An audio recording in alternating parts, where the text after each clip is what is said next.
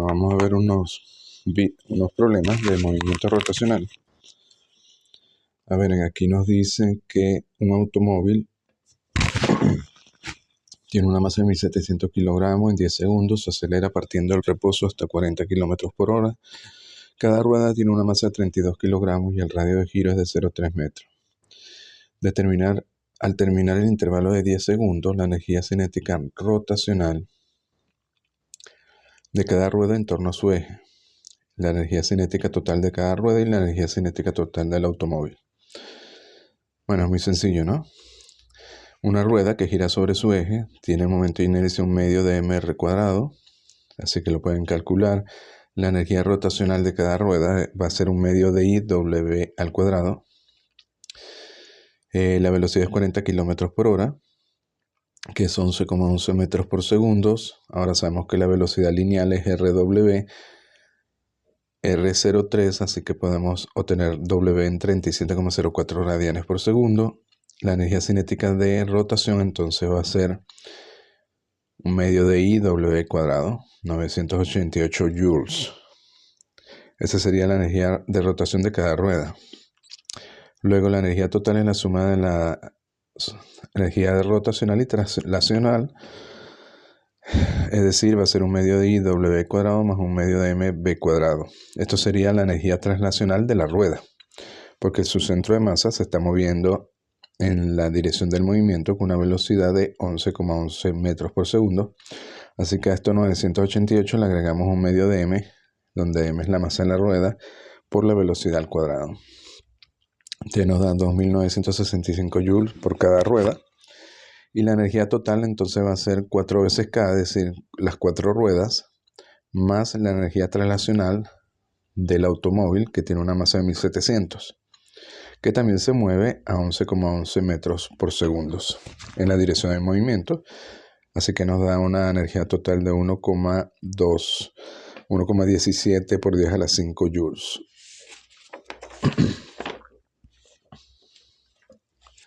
A ver, en este nos dicen, tenemos un cuerpo de radio R y masa M, rueda horizontalmente sin resbalar, con rapidez v. A continuación empieza a rodar hacia arriba hasta una altura h. Si h es igual a 3v cuadrado entre 4g, ¿cuál es la inercia rotacional del cuerpo? Bueno, aquí trabajamos con la ley de la conservación de la energía para calcular I. Y con I podemos deducir la forma del objeto. Si se eleva una altura h, entonces la energía potencial, que es mgh, es igual a la energía cinética, que es un medio de mv cuadrado más un medio de IW cuadrado. Aquí W, como está rodando, va a ser V entre R. Sustituimos W aquí y nos queda en función de V y despejamos I. Entonces tenemos I aquí calculado. Luego expresamos I como proporcional a R cuadrado, porque tenemos que H se puede expresar de esta forma. Sustituimos H aquí y nos queda entonces, los B cuadrados se van y nos queda simplemente en función de R cuadrado un medio de MR cuadrado. Entonces, ¿qué tipo de figura tendrá el objeto? Bueno, esto se corresponde con un cilindro sólido de radio R. A ver, en este nos dice que tenemos un disco de masa M y radio R. Descansa sobre uno de sus lados. O sea, el disco está vertical, ¿no? En reposo sobre una superficie horizontal sin fricción. A continuación se le aplica una fuerza F constante tangente a su perímetro mediante una cuerda enrollada en su centro, o sea, enrollada alrededor del disco. Describir el movimiento de rotación y traslación posterior del disco, la aceleración angular y la lineal. Bueno, tenemos la fuerza aplicada, la aceleración de la cuerda, la aceleración del centro de masa sobre el centro del disco, y como no hay fricción, la fricción sería cero. Entonces vemos que la única fuerza sobre el disco es la fuerza aplicada, que actúa sobre su borde y produce un torque y en consecuencia la rotación del disco. También podemos suponer que el disco rota y se desplaza hacia la derecha. Podríamos suponer, como no hay fricción, que aparte de rotar se puede desplazar hacia la derecha, porque tenemos una aceleración del centro de masa.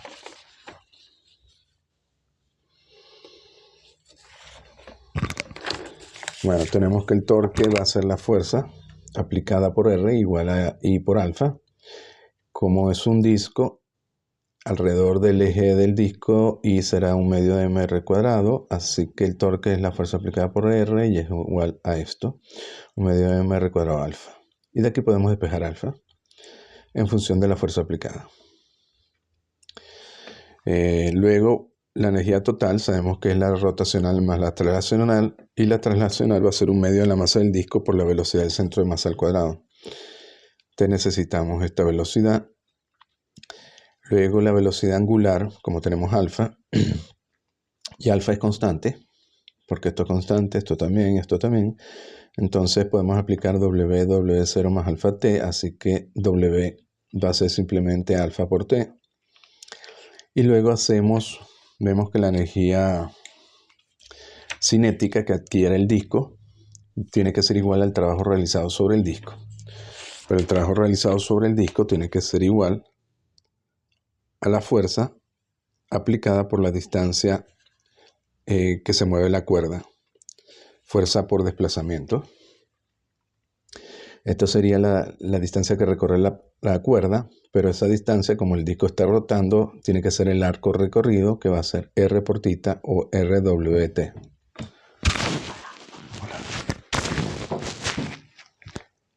Entonces, la energía cinética va a ser W y por tanto va a ser la fuerza aplicada por S, que es RWT, fuerza aplicada por R por W por T. Entonces nos queda aquí en función de T cuadrado. Luego podemos calcular cuál sería la energía rotacional. Esta sería la total porque se corresponde con el trabajo, y la rotacional sabemos que es un medio de I W cuadrado. Tenemos I, por ser un disco va a ser directamente mr cuadrado por W cuadrado, que lo tenemos aquí. Perdón, aquí sería, esto no va al cuadrado, esto es una sola T. Entonces nos queda al final que la energía rotacional es 2FA cuadrado entre M por T cuadrado. No, sí queda al cuadrado, perdón. Sí queda al cuadrado. Porque aquí está W en función de T.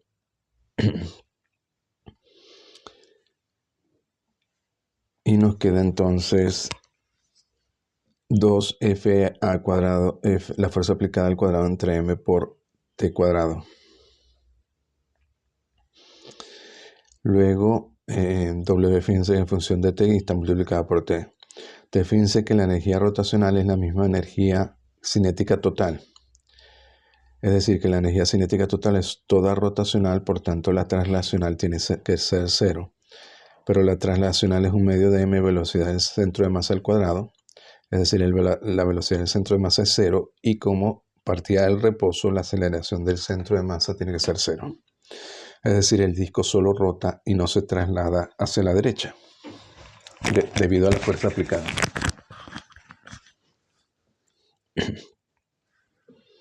A ver, este es parecido, solo que va a tener roce.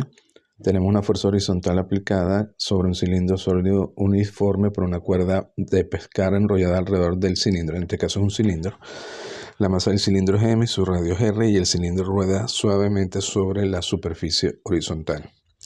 ¿Cuál es la magnitud de la aceleración del centro de masas del cilindro? Bueno, ahora sí hay roce. Aplicamos la fuerza aplicada a la aceleración del centro de masa, y esto comienza a rotar, como vimos anteriormente, y vamos a tener fuerza de roce. F sería la fuerza de fricción. La fuerza aplicada hace girar el cilindro en sentido horario, y la interacción con la superficie produce la fuerza de fricción F.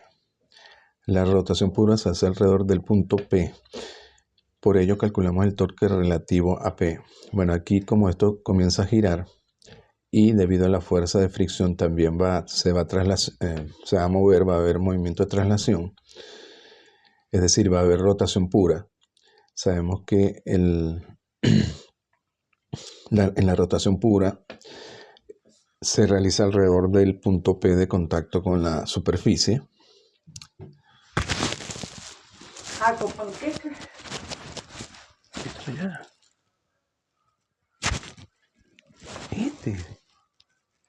Sí, chicos, me voy. Entonces aquí,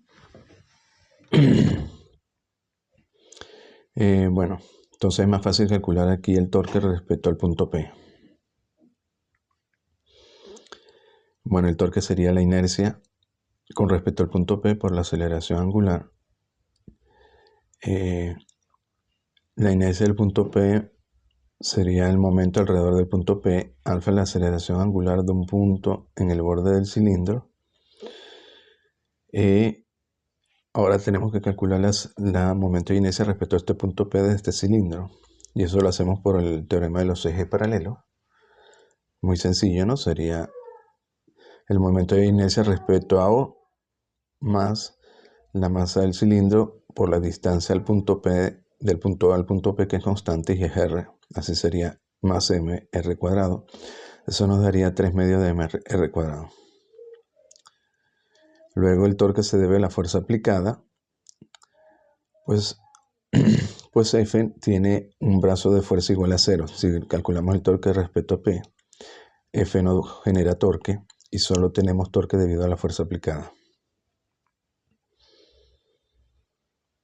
Entonces el torque es igual a A y P por alfa. Es entonces la fuerza aplicada por el brazo del torque, que en este caso sería R más R2R. Así que nos da 2R por la fuerza aplicada es igual a IP por alfa. IP es 3 medios mr cuadrado. De aquí sacamos alfa en función de la fuerza aplicada. Y como la rotación es pura, sabemos que la aceleración angular va a ser la aceleración del centro de masa entre R. Y por tanto la aceleración del centro de masa va a ser esto por R. Y ahora tenemos la aceleración del centro de masa. Y para la fuerza de fricción aplicamos Newton para obtener la ecuación de equilibrio.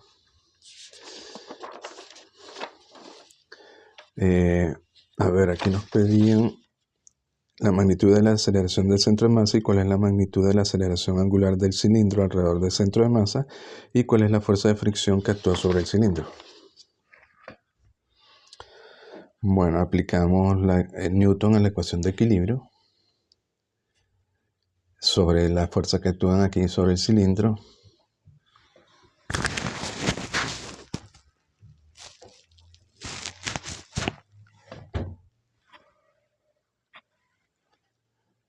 Fuerza aplicada más F tiene que ser igual a la masa m por la aceleración del centro de masa.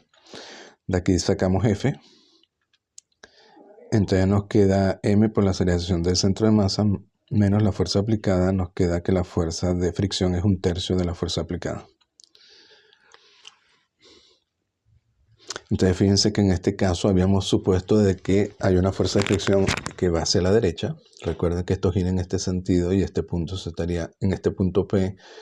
El borde del disco se está moviendo hacia la izquierda, así pusimos la fuerza F hacia la derecha. Y como la fuerza F existe y es positiva, entonces efectivamente la fuerza de fricción va hacia la derecha. Y eso es lo que permite que aparte de girar el cilindro, se mueva hacia la derecha.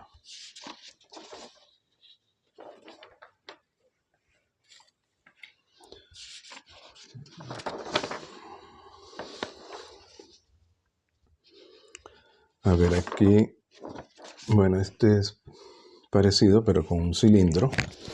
Tenemos un cilindro de longitud L y radio R. Tiene un peso W. En torno al cilindro se han enrollado dos cuerdas cerca de sus extremos. Las cuerdas están sujetas al techo. El cilindro se mantiene horizontal con las cuerdas verticales y nos piden determinar la tensión en cada cuerda conforme se desenrollan. Bueno, a la medida que estos se desenrollan, el cilindro va cayendo y se va acelerando. Entonces tiene una aceleración del centro de masa. Ponemos el eje J hacia abajo, M es la masa del cilindro, la aceleración del centro de masa. Bueno, tenemos la ecuación de equilibrio, tenemos las dos tensiones y el peso. Así que tenemos T más T menos mg tiene que ser igual a menos m por la aceleración del centro de masa. Fíjense que la aceleración del centro de masa y mg tienen la misma dirección, por eso van negativas. Y de aquí deducimos T. Luego, ¿qué hace? La tensión va a generar un torque, porque está aplicada sobre un radio, el brazo del torque sería R, aplicada al centro del cilindro, que va a hacer girar el cilindro. Este se desenrolla y cae por efecto de la gravedad. Ahora que tenemos aquí, la gravedad actúa sobre el centro de masa, esto va a actuar sobre el centro del cilindro, es decir, el centro de masa, y por tanto nos genera torque. Así que el torque va a ser simplemente dividido a la tensión y va a ser 2T por R. Tenemos dos tensiones. Así que 2TR va a ser igual a I alfa. Y de aquí sacamos que I va a ser igual a esto. I es un medio de la masa por R cuadrado y la masa es W entre G. De aquí sacamos alfa como torque entre I y nos queda en función de TG, W y R. Luego la aceleración tangencial es la aceleración de la cuerda. Como esto se va desarrollando, la misma aceleración de caída del centro de masa se debe corresponder con la cuerda que se va desarrollando y por tanto con la aceleración de la cuerda. Pero la aceleración tangencial sabemos que es R alfa. Te multiplicamos alfa por R. Luego el cilindro se desenrolla y cae con aceleración de ACM y la distancia desenrollada, como la aceleración es constante, va a ser un medio de la aceleración tangencial por T cuadrado. Es decir, un medio de esto por T cuadrado. Y obtenemos S. Y esta distancia se corresponde con la distancia caída del centro de masa. Lo que se desenrolla tiene que ser lo que ha caído del centro de masa. Así que S también tiene que ser igual a un medio de la aceleración del centro de masa por T cuadrado. Bueno, si comparamos con 7 vemos que la aceleración del centro de masa tiene que ser la aceleración tangencial. Así que de 1, de aquí, y 6, tenemos entonces que 2T menos mg es igual a menos m por la aceleración tangencial, que es esto. Aquí W es mg, así que m y g se van, queda menos 4T, nos queda 6T es igual a W y tenemos que la tensión es simplemente un sexto del peso. Y una vez que tenemos T, la aceleración lineal de descenso de 6 y 10 va a ser directamente, la aceleración va a ser 4TG entre W. T ya lo tenemos expresado en función de W y de G. Lo calculamos aquí. T es W entre 6. Y por tanto nos queda que la aceleración del centro de masa va a ser 2/3 la gravedad. Bueno, lo dejamos aquí, seguimos en el próximo vídeo.